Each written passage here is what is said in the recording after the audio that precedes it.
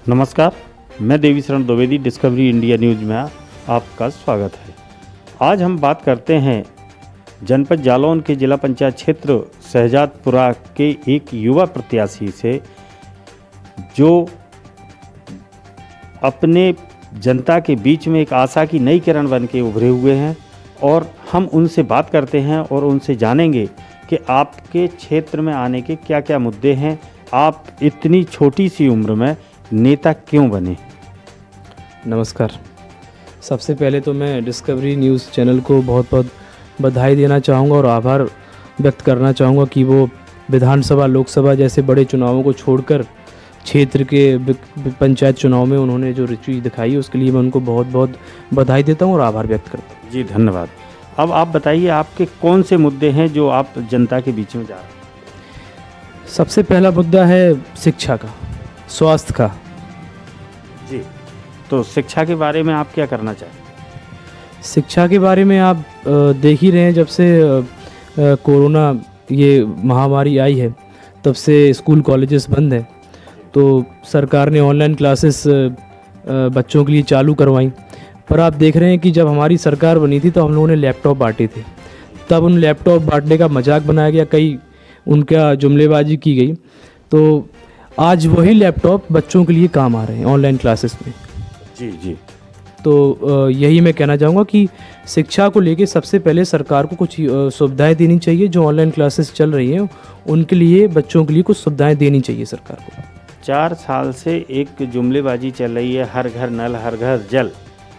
तो आप इसको कैसे व्यवस्थित करेंगे, जबकि पूरा बुंदेलखंड, समूचा बुंदेलखंड पानी की मार से, किल्लत से जूझ रहा है।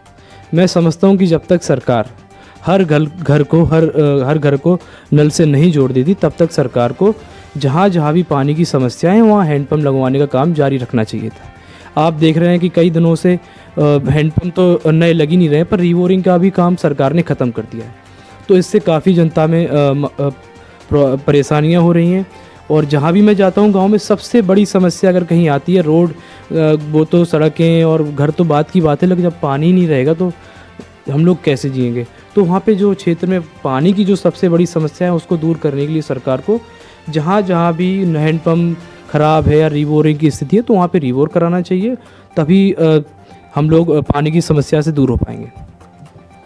आपके शहजादपुरा जिला पंचायत क्षेत्र का जो एक हिस्सा है, उस पूरे हिस्से में देखने को आता है कि कोई पुलिस प्रशासन की उचित व्यवस्था, समुचित व्यवस्था नहीं है, कह लें कि कोई चौकी नहीं है। तो इस पे आप क्या सरकार से कोई नई मांग रखते हैं। जब हमारी सरकार बनी तो हम लोगों ने 100 डायल योजना चालू की थी, और जब भाजपा की सरकार बनी तो उन्होंने 100 डायल को 112 कर दिया।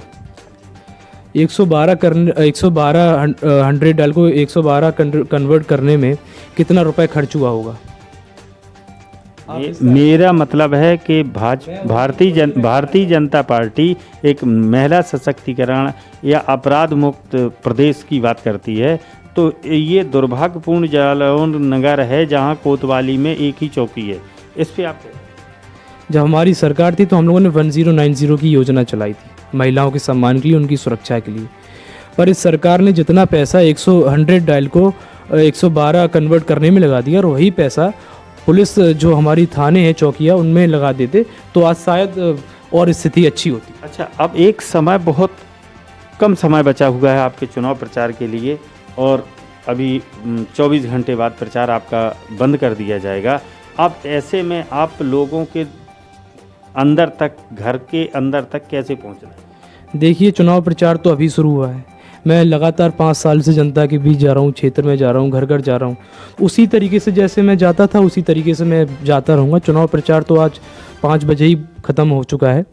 तो मैं समझता हूँ कि जिस तरीके से मैं चुनाव प्रचार से पहले जाता था, उसी तरीके से फिर से जनता के बीच जाने का काम करूँगा।